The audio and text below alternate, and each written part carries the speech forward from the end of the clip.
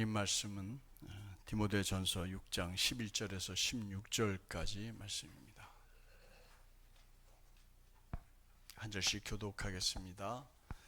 오직 너 하나님의 사람아, 이것들을 피하고 의와 경건과 믿음과 사랑과 인내와 온유를 따르며 믿음의 선한 싸움을 싸우라. 영생을 취하라.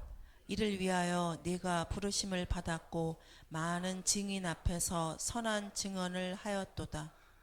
만물을 살게 하신 하나님 앞과 본디오 빌라도를 향하여 선한 증언을 하신 그리스도 예수 앞에서 내가 너를 명하노니 우리 주 예수 그리스도께서 나타나실 때까지 흠도 없고 책망 받을 것도 없이 이 명령을 지키라. 기약이 이르면 하나님이 그의 나타나심을 보이시리니 하나님은 복되시고 유일하신 주권자이시며 만왕의 왕이시며 만주의 주시오. 오직 그에게만 죽지 아니함이 있고 가까이 가지 못할 빛에 거하시고 어떤 사람도 보지 못하였고 또 볼 수 없는 이시니 그에게 존귀와 영원한 권능을 돌릴지어다. 아멘. 한 주간 더 모두 건강하셨습니까? 굉장히 더웠던 한 주간이었고 어제는 관측사상 가장 더운 날이었다고 합니다. 오늘도 그 더위가 계속 이어지는 것 같습니다. 그래도 이렇게 건강한 모습으로 볼 수 있어서 너무 좋지 않습니까? 옆에 분들하고 웃으면서 사랑합니다, 축복합니다, 인사합니다, 사랑합니다.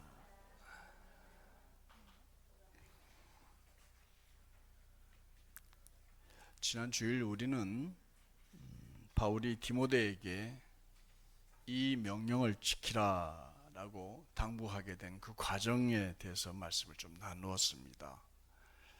바울이 두 번째 전도 여행을 할 때에 루스드라라고 하는 그곳에서 젊은 디모데를 만나게 됩니다.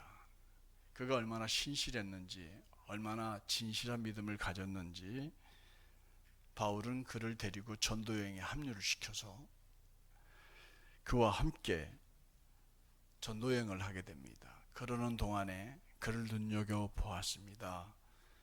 디모데는 정말 성실했고 하나님을 향한 진실한 믿음을 가지고 있었고 또 이야기를 통해서 그의 어머니 로이스와 그의 어머니 외할머니 이런 분들의 신앙을 잘 이어받은 사람이었다 하는 것을 깨닫게 되어서 나중에 에베소 교회, 그 당시 가장 큰 교회였죠. 거기에 목회자로 이렇게 교회를 맡기게 됩니다. 그리고 이제 바울은 에베소에서 목회를 하고 있는 이 디모데에게 편지를 두 번 써서 보냅니다. 첫 번째 편지가 디모데 전서이고 두 번째 편지가 디모데 후서인데 디모데 후서는 사도 바울의 생애의 마지막 편지가 됩니다. 그래서 그것이 일종의 유언장과 같은 성경이 되어지죠. 바울은 디모데에게 그가 하나님의 사람이다 라는 정체성을 일깨워줍니다. 그래서 11절에 너 하나님의 사람아 이렇게 불렀습니다. 여러분들도 하나님의 사람인 줄로 믿습니다. 세상에 종으로 사는 우리가 아닙니다. 돈의 노예가 되어 사는 우리가 아닙니다. 우리의 주인은 하나님이신 줄로 믿습니다. 우리를 소유한 분은 하나님이십니다. 그러기에 바울은 디모데에게 디모데야, 다른 어떤 것보다도 네가 하나님의 사람이라는 것을 먼저 깨달아라 이렇게 말합니다. 하나님의 사람이니까 하나님의 사람으로서 하나님 사람답게 행동할 수밖에 없게 되는 거죠. 하나님의 사람이니까 하나님 사람답게 말할 수밖에 없게 되는 겁니다. 그래서 바울은 너는 하나님의 사람이다 이걸 일깨워주면서 하나님과 예수 그리스도 앞에서 내가 너를 명한다 하면서 명령을 합니다. 이 명령을 꼭 지켜라 하고 네 가지 명령을 합니다. 그 명령이 뭘까요?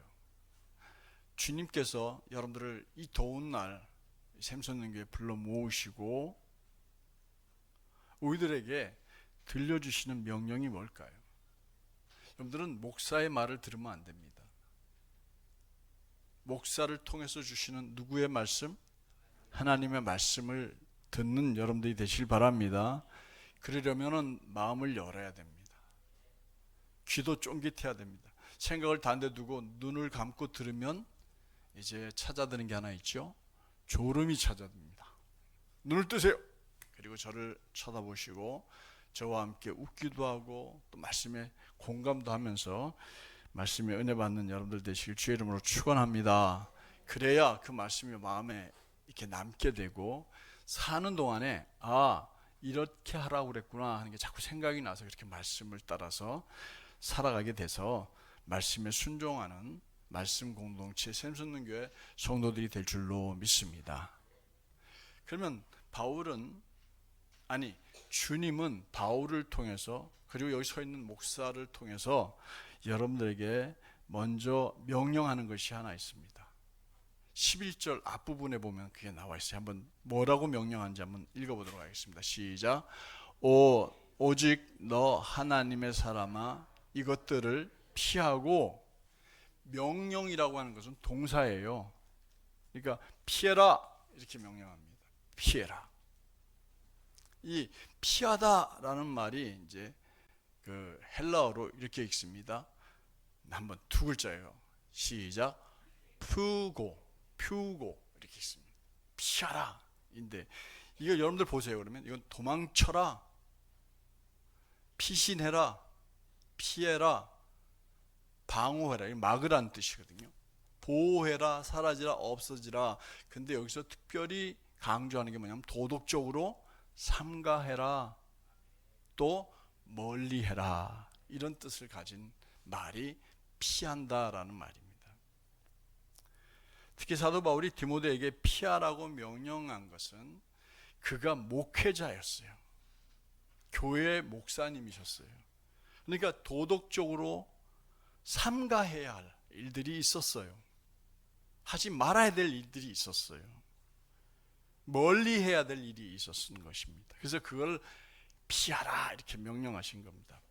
표고해라 이렇게 말한 겁니다. 그렇다면 디모데를 통해서 우리에게 주시는 이 말씀, 특별히 우리가 삼가해야 하고 멀리해야 할 것이 무엇이 있을까요? 여기서 이것들을 이라고 표현했기 때문에 이것들이란 한 가지가 아닌 복수형이잖아요. 그죠? 최소한 두 가지 이상입니다. 뭘 피하라는 걸까요? 그리고 피하라는 걸 보니까 긍정적인 얘기는 아니에요. 이건 분명히 부정적인 얘기입니다. 그렇다면 우리가 피해야 될 것이 뭐가 있을까요? 그 부정적인 것이 6장 3절 4절에 이어서 나옵니다. 6장 3절 지나서 6장 4절을 보면 거기에 이런 단어가 하나 보입니다. 교만이라는 단어예요. 여기 뭘 피하자? 교만을 피하자. 크게 해봅시다. 교만을 피하자. 바울이 디모데에게 특별히 당부한 것은 교만을 피우고 해라, 피해라 이렇게 말하는 겁니다. 디모데와 그리스도인들인 여러분들과 내가 피우고 해야 할 교만을 왜 피해야 하는지 3절에 나와 있습니다. 교만하게 되는 이유가 나와 있습니다. 3절을 우리말 성경으로 한번 같이 읽어보겠습니다. 시작. 누든지 다른 교리를 가르치고 우리 주 예수 그리스도의 건전한 말씀과 경건에 부합한 교리를 따르지 않으면 그 다음에 이제 교만해진다 이렇게 얘기되어 있어요. 누구든지 다른 교리, 건전한 말씀과 경건에 부합하지 않는 교훈을 따르게 되면 그는 교만해진다 이런 말입니다. 요즘 교회 안에 신천지와 같은 이단들이 훈련을 받아서 교묘하게 위장을 해서 마치 성실한 성도들인 것처럼 교회에 침투합니다. 그들의 가장 큰 특징은 뭐냐? 교회 충성을 잘 합니다. 목사님에게도 충성을 많이 합니다. 좋은 것도 사주고 맛있는 것도 사줍니다. 한참을 잘 충성하다가 딱 시간이 나면 제일 먼저 짚고 넘어지는 게 목사님의 말씀에 문제가 있다, 이렇게 짚고 넘어가요. 그리고 다른 성도들에게 목사님의 가르침에 문제가 있다, 이 비난을 합니다. 이 이야기를 목사님이 듣죠. 그래서 찾아가서 무슨 얘기예요? 뭐가 문제가 있습니까? 이렇게 얘기하면 그는 이단에서 훈련을 받고 왔기 때문에 조목조목 따져가지고 성경을 들춰가면서 막 대듭니다. 그러면서 권면을 듣지 않습니다. 목사님의 권면을 듣지 않습니다. 듣지 않는 이유는 한 가지뿐이에요. 자기가 옳다고 생각하기 때문에 그렇습니다. 자기가 맞다고 생각하기 때문이에요. 그 자기가 맞다고 생각하는 이유가 뭔지 아세요? 교만해져 버린 거예요. 마음이 커져버린 거예요. 교만해진 거죠. 이런 부류의 교만은 결국 엄청난 결과를 가져오게 되는데 4절 말씀을 보면 이렇게 그 결과에 대해서 얘기합니다. 시작. 그는 교만해져서 아무것도 이해하지 못하고 오히려 쓸데없는 논쟁과 말싸움만 좋아하게 된다. 그러다가 결국 시기와 분쟁과 비방과 사악한 의심이 일어나고 싸우게 되고 교회를 떠나게 됩니다. 우리 이종욱 전사님 아버님이 삼천포에서 목회를 할 때 신흥성결교라는 그곳에 담임 목사를 하셨습니다. 교회가 참 재밌게 잘 부흥하고 있었는데 여기서 얘기하는 신천지가 들어왔어요. 얼마나 어렵겠는지 목사님 사모님 눈물 콧물 다 빼놓고 결국 다른 교인들까지 합세해서 그 시골의 조그만 교회에서 교인들 데리고 나가버렸습니다. 목사님 사모님 엄청나게 충격을 받았습니다. 그때 너무 힘들어서 저한테 전화를 한 그런 기억도 납니다. 하나님 말씀을 순수하게 받아들이지 않고 삐딱하게 받아들이면 그게 교만해지기 시작한 거예요. 교만해지면 말씀을 그 다음부터는 안 받아들입니다. 이해하려고 하지 않습니다. 그리고 말 꼬투리를 잡아서 쓸데없는 말과 논쟁과 말싸움을 하게 되는 겁니다. 그 결과가 뭘까요? 그 결과는 교회 안에서 서로 시기와 분쟁과 비방과 사악한 의심을 일으키게 되고 결국 교회는 소용돌이 속에 휩싸이게 되고 은혜와 사랑과 기쁨과 행복이 깨지면서 교회는 무너지게 되는 겁니다. 그러므로 우리는 뭘 피해야 할까요? 다 잊어버리셨죠? 금방 까먹으시네. 뭘 피해야 할까요? 교만을 피해야 합니다. 따라합시다. 교만을 피하자. 네. 교만 비슷한 말들이 있죠. 거만이라는 말도 있습니다. 그리고 오만이라는 말도 있습니다. 자만이라는 말도 있습니다. 한 가지는 기억이 안 나는데 이게 만자 돌림의 오형제라고 그러는데 피해야 합니다. 멀리해야 합니다. 결국 진리를 잃어버리고 말아요. 하나님 진리는 예수 그리스도이신데 그 예수를 잃어버리고 만다는 거예요. 교회에 있으면서 말이에요. 그런 교회에서 끊임없이 다툼만 일으키게 됩니다. 그리고 또 하나 피하고 멀리해야 될 것이 하나 더 있어요. 뭐냐면 여러분들도 다 아는 거예요. 여러분들 너무너무 좋아하는 거예요. 뭘까요? 오늘 성경을 자세히 읽은 분은 우리가 피하고 멀리해야 될 게 또 한 가지 있는데 그게 돈을 사랑하는 것을 멀리하라 그랬어요. 돈을 사랑하는 것을 피해야 되는 것은 돈을 사랑하는 그 자체가 일만 악의 뿌리가 되고 모든 죄의 뿌리가 되기 때문에 그렇습니다. 오늘날 일어나고 있는 많은 사건들이 있죠. 물론 그 중에는 과실로 일어나는 사실이 있어요. 실수로 일어나는 사실이 있어요. 전혀 의도하지 않았는데 사고를 일으키는 경우가 있어요. 그런 경우를 빼고 다른 여러 가지 범죄들을 분석해 보면요, 그 가장 기본 바탕에는 뭐가 깔려 있냐면 돈 문제가 깔려 있습니다. 며칠 전에 자기 생일날 자기 아들을 엽총으로 쏴 죽인 아버지가 있었죠. 여러분들 그 사건 아시죠? 이유가 뭘까요? 아들이 용돈을 안 준다니까 성질이 나신 거예요. 아들이 자기한테 생활비를 안 주겠다고 선포를 해버리니까 아들을 총으로 쏴 죽인 겁니다. 그리고 거기 온 사람들 다 죽이려고 마음먹었던 거예요. 그러면 손주, 며느리, 며친구까지 다 죽이려고 했는데 그만 문 잠그고 들어가는 바람에 죽지 않았죠. 국민들 큰 충격에 빠졌습니다. 살해 동기가, 그것도 자기 자식을 죽인 동기가 생활비 안 주겠다는 말 때문에 그렇게 된 겁니다. 돈은 사람이 살아가는데 꼭 필요한 것이라는 거 모르는 사람은 아무도 없습니다. 돈으로 많은 일을 할 수 있다는 건 여러분들 너무 잘 아는 얘기예요. 돈으로 고급 아파트 살 수 있습니다. 건물도 살 수 있습니다. 고급 자동차도 사고 국내에 여행도 갈 수 있습니다. 외국 여행 갈 때 돈 많으면 이코노믹석에 끼어가지고 타지 않고 다리 쫙 뻗고 누워 타는 그걸 뭐라고 그러죠? 무슨 석이라고 그러죠? 타보셨나 보다. 저는 지나가 구경만 했어요. 비즈니스석에 이렇게 누웠는데 제가 지나가면서 굉장히 부러웠어요. 그거 타면은 그 사람들은 먼저 태워요. 먼저 태워요. 그리고 거기서 그 사람들만 따로 서비스를 해주는데 우리가 받는 서비스하고 차원이 다르더라고요. 돈 있으면 대우도 받습니다. 먹고 싶은 거 뭐든지 사 먹을 수 있어요. 그러다 보니까 사람들이 돈을 좋아하게 되고 돈을 사랑하게 됩니다. 근데 돈을 사랑하다 보니까 돈을 벌기 위해서라면 지금은 이 시대는 뭐든지 다 하는 시대가 되어졌습니다. 돈을 위해서라면 가족도, 친구도, 동업자도 모두 이용합니다. 돈을 위해서라면 나쁜 짓, 못된 짓 해서는 안 되는 일 서슴지 않고 합니다. 협박도 하죠. 위협도 합니다. 공갈, 갈취, 사기, 도둑질, 거짓말 서슴지 않고 합니다. 보이스피싱 여러분들 아시죠? 그거 참 정말 약오르기도 하고 어떻게 쫓아가서 잡고 싶은데 그냥 잡으면 또 어떻게 할 수도 없지만 그냥 꼴밤이라도 한 대 때려주고 싶은데 아주 나쁜 사람들이에요.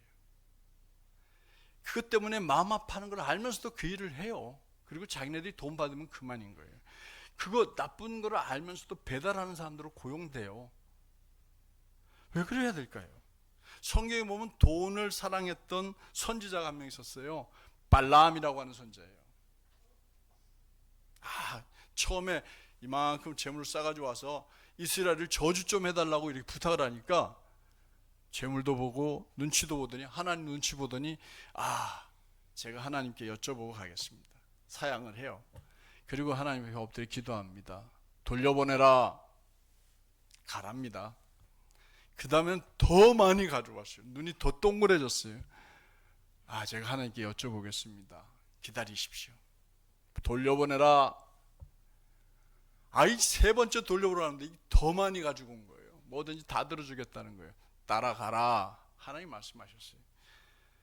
따라가는데 돈에 눈이 멀고 나니까 당나귀가 보는 하나님의 사자가 이 선지자 눈에는 안 보였어요. 그게 문제죠. 돈에 눈이 가리니까 하나님의 사자가 칼을 빼들고 지금 목을 치려고 와 서 있는데 당나귀는 그걸 보고서 막 피해가지고 막 도망가려고 하는데 선지자 눈에는 그게 안 보이는 거예요. 당나귀를 때려가면서 이놈의 자식이 막 그러니까 당나귀가 뭘 해버려요? 말을 합니다. 당나귀가 입을 열어가지고 당신은 저 앞에 서 있는 하나님의 사자가 안 보이느냐고 말이야. 이렇게 돈을 사랑하게 되면요 사명을 잃어버리게 됩니다.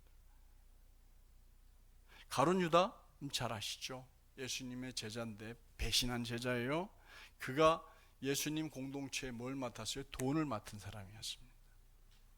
그는 3년씩이나 따라다니면서 선생님한테 볼키스도 수없이 했습니다. 볼키스 이렇게 마주대하고 인사하는 거죠. 근데 그 선생님이 자기가 십자가에 죽을 거라고 얘기하니까 그럼 내가 이 사람을 위해서 3년간 버린 것, 이 사람이 왕이 되면 내가 차지할 자리, 거기에 뒤따르는 돈, 명예, 권세, 이거 뭐 아무것도 아니네? 아유, 그러면 어떻게 할까? 얼마라도 챙겨야지.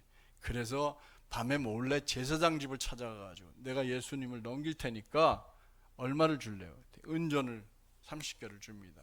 그 당시에 노예 한 명 사고 파는 가격이, 예수를 노예로 팔아버린 겁니다. 돈을 사랑하는 것이 그래서 일만하게 뿌리다라고 했습니다. 바울은 더 나아가 돈을 사랑하여서 돈을 탐내는 사람은 뭘 받게 된다고 하냐면 미혹을 받는다고 그랬어요. 반드시 미혹받는다고 그랬어요. 미혹이라는 말은 이렇게 읽습니다. 빨간 글씨로 한번 읽어봅니다. 아포플라나오. 시작. 아포플라나오. 이렇게 읽습니다. 이게 뭐냐? 길을 잃어버린다, 빗나갔다, 무엇으로부터 헤맨다, 나쁜 길로 빠졌다, 진리에서 벗어나 잘못된 대로 가는 것, 정도에서 벗어나거나 이탈하는 걸, 이걸 아포플라나오 이렇게 말합니다. 예수님을 믿으면서도 돈을 사랑하여서 미혹된 사람, 돈에 미혹된 사람은 바른 길에서 벗어나게 됩니다. 바른 믿음에서 벗어나게 돼요. 그리고 많은 근심을 하게 됩니다. 그 근심이 자기를 찔러버린다고 그랬어요. 다시 말해서 믿음에서 떠나 많은 고통으로 자기 스스로를 찌르는 결과를 가져오게 됩니다. 어느 날 사탄이 말입니다. 저를 보십시다. 어느 날 사탄이 10개의 병을 들고 한 젊은 청년을 찾아왔어요. 예수님 잘 믿는 청년이었어요. 여기에 10개의 꿀병이 있다. 근데 10개 중에서 1개만 독이 들어있다. 이 중에서 내가 꿀병만 마시면 내가 1억을 줄게 하고 사탄이 얘기를 했어요. 자, 신실한 이 청년은 가! 내가 어떻게 생명과 돈을 바꿀 수 있어? 안 돼! 했더니 사탄이 그래? 네가 날 부를 거야 하면서 가가지고 살살 어려움을 주기 시작합니다. 회사에 취직을 이력서를 넣는데 이력서가 안 받아져요. 어머니한테 돈 타오는 것도 한계가 있지, 미안했어요. 그러니까 1억이 자꾸 생각이 나는 거예요. 그래서 사탄을 부릅니다. 불러가지고 진짜 이 중에 독든 병이 하나밖에 없다는 거지? 그럼 하나밖에 없어. 확률이 10%야. 나 같으면 하겠어. 그러니까 그래, 그러면 좋다. 내가 한 번만 하지. 그리고는 10개를 눈 감고 이렇게 해가지고 주여 도와주십시오. 그래가지고 한 병을 딱 집었습니다. 딱 땄어요. 덜덜 떨면서 마셨는데 뭐가 들었을까요? 꿀이 들었어요. 그래서 이 사람이 할렐루야 소리 지르면서 꿀이다 하고는 1억 내놔. 1억을 탁 챙겼어요. 너무 좋았죠. 하나님 도와주셨다. 1억 가지고 뭘 해봐야 되겠다 막 하는데 잘 됐을까요? 못 됐을까요? 잘 안 됐어요. 돈이 또 떨어졌습니다. 다시는 자기를 찾아오지 말라고 했는데 돈이 떨어질 때쯤 되니까 누구 생각이 나요? 사탄. 그러면 10개 중에 하나를 먹었는데 꿀병이니까 이제 9개 중에 하나만 이제 독이 들어있는 거거든요. 그러면 이거 뭐 확률이 9분의 1이니까 뭐 괜찮을 것 같아. 그래서 사탄을 불렀어요. 나 한 번 더 할게. 2억 줄게, 2억. 그래가지고 9개 넣고 그 중에 하나 골라가지고 마셨습니다. 뭘 마셨을까요? 꿀이요. 그렇게 해서 돈을 가지고 이것저것 하면서 심지어는 마약도 하고 뭐 하면서 돈을 흥탕망탕 썼으니까 돈 쓰는 기간이 더 짧아져 버렸어요. 또 불렀어요. 나중에 이제 할아버지가 돼가지고 달달달달 떨면서 이제 병 2개가 딱 남은 거예요. 하나는 독 들은 거, 하나는 꿀 들은 거. 죽느냐 사느냐, 돈벼락을 맞느냐. 돈은 이제 자꾸 커지는 거죠. 그걸 2개를 놓고는 식은땀을 줄줄 흘리면서 그래 뭐 나이도 이만큼 먹었는데 살 만큼 살았는데 애따 모르겠다고 하나를 집어가지고 또 마셨어요. 뭐가 당첨이 됐을까요? 꿀입니다. 할렐루야, 내가 승리했어. 내가 승리했어. 그 돈을 가지고 이제 끌어안고 좋아가지고 펄떡펄떡 뛰니까 사탄이 뭐라 하는 줄 아세요? 이 바보야, 여기 남아있는 것도 꿀이야. 너는 이미 그 돈으로 네 인생을 망쳤어. 너는 하나님 버렸잖아. 너는 그걸로 하나님과 끝나버린 거야. 내 꼴 좀 봐. 네가 그 돈 가지고 잘 살 것 같았지? 봐, 네 인생 어떻게 살았나. 이 바보야, 그 꿀이 바로 독이었어. 이렇게 말을 가르쳐줬다고 합니다.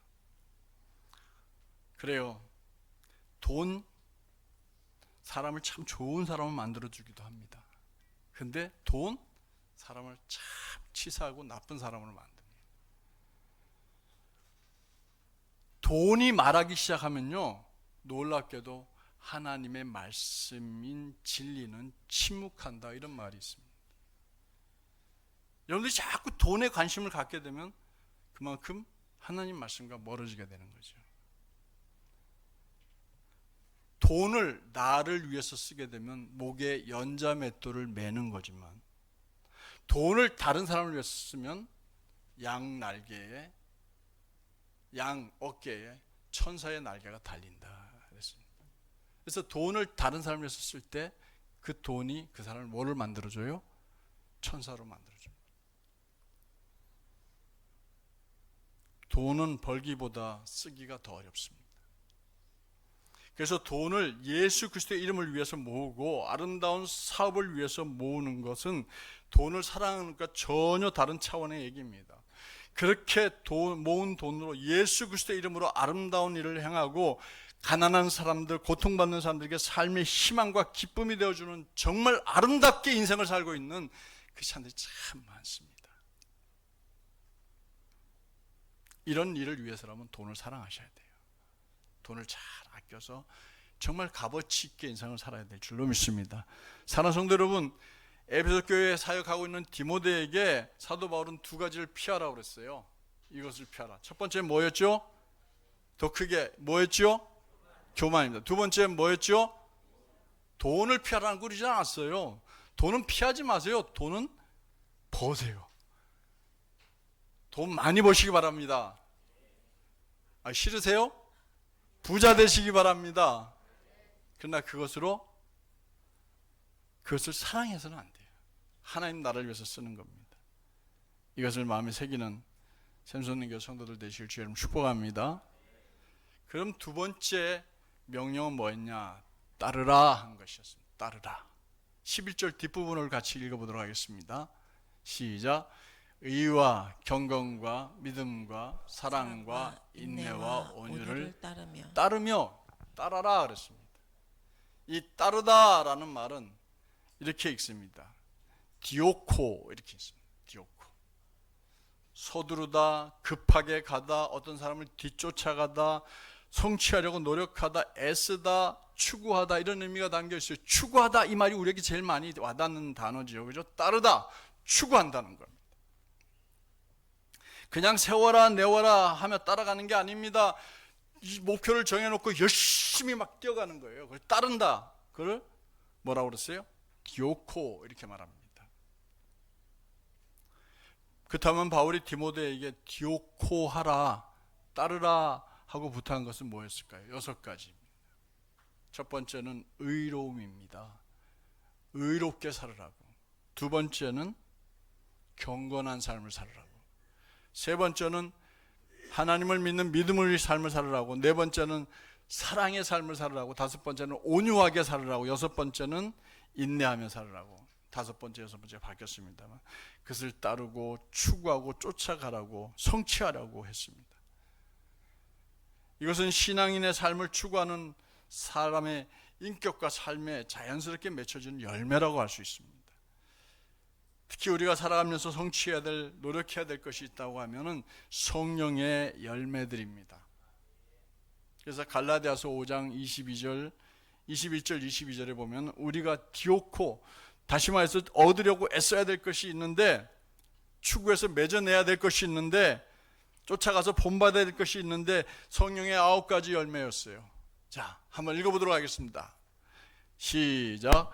오직 성령의 열매는 사랑과 희락과 화평과 오래 참음과 자비와 양선과 충성과 온유와 절제니 이 같은 것을 금지할 법이 없느니라. 자, 사희화 오자양 충온절 이렇게 외웁니다. 사희화 오자양 충온절. 시작. 사희화 오자양 충온절. 자, 얘 보지 말고 이제 저 쳐다보죠. 저 쳐다보죠. 제가 입 보면 아니 이게 지금 쭝얼거리는 건지 아니면 뭐 입 립싱크하는지 압니다. 시작. 사희화 오자양 충온절. 그런데 그 다음에 화가 뭐지? 이러면 안 되잖아요, 그죠? 그래요. 사랑과 희락과 화평과 오래 참음과 자비와 양선과 충성과 온유와 절제. 이걸 맺는 여러분들이 되시길 주의 이름으로 축복합니다. 이 열매를 맺어야 합니다. 그런데 이거는 그냥 맺히는 게 아니에요. 그냥 맺히는 게 아니에요. 성경에 보면은 예수님이 뭐라고 했냐면 좋은 나무가 돼야 좋은 열매를 맺는다 그랬습니다. 나무는 나쁜 열매를 맺을 수밖에 없어요. 좋은 열매는 좋은 나무를 좋은 과일을 맺을 수밖에 없어요. 누가복음 6장 43절 44절입니다. 다시 읽어봅니다. 시작. 못된 열매 맺는 좋은 나무가 없고 또 좋은 열매 맺는 못된 나무가 없느니라. 나무는 각각 그 열매로 아나니 가시나무에서 무화과를 또는 찔레에서 포도를 따지 못하느니라. 맞습니다. 나무가 좋은 나무인지 쓸모없는 나무인지 열매를 보면 알아요.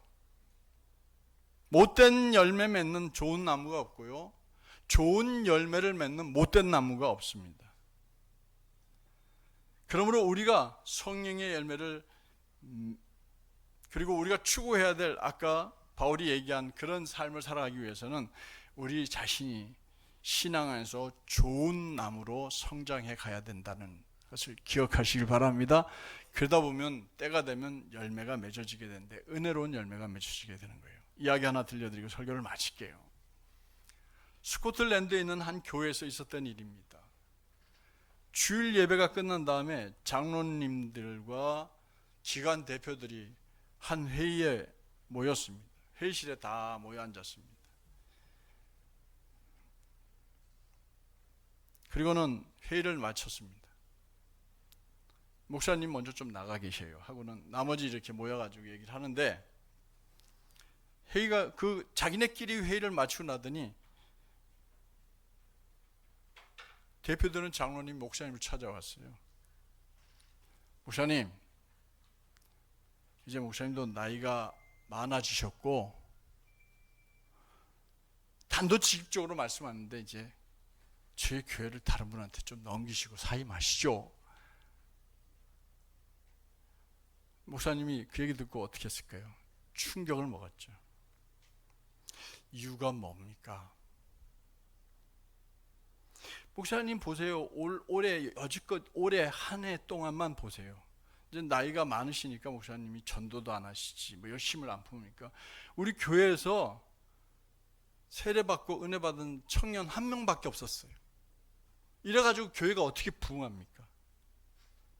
딸랑 한 명 새신자 그거 전도해가지고 크리스찬 만들었는데, 이렇게 해가지고 우리 교회가 성장할 수 있겠으면 젊은 사람한테 넘겨주시죠. 이렇게 얘기를 한 겁니다. 그들이 모두 돌아간 다음에 목사님은 고개를 푹 숙이고 앉아 있었습니다. 낙심이 됐습니다. 교회 뜰로 나갔어요.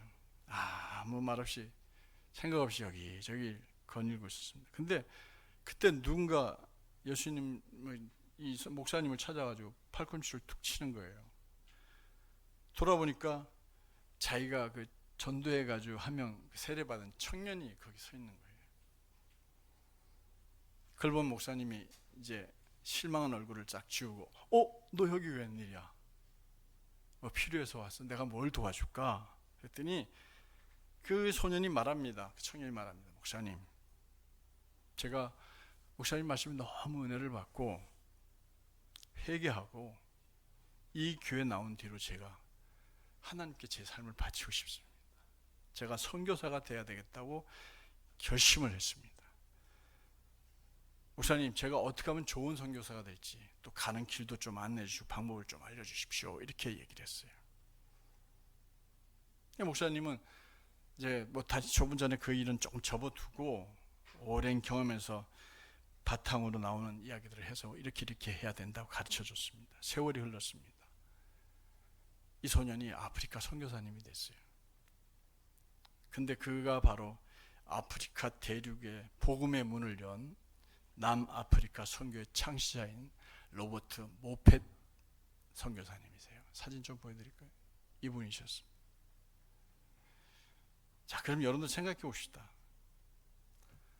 1년 동안 기껏 목회에서 한 명밖에 세례를 못 베풀었다고 교회 좀 나가주시고 사임하셨으면 좋겠다고 한 이 목사님이 맺은 열매가 이 모펫 한 사람이었을까요? 아니면 이 모펫을 통해서 열매 맺은 그 많은 사람들이 다 이 목사님 수고와 관련이 있을까요? 없었을까요?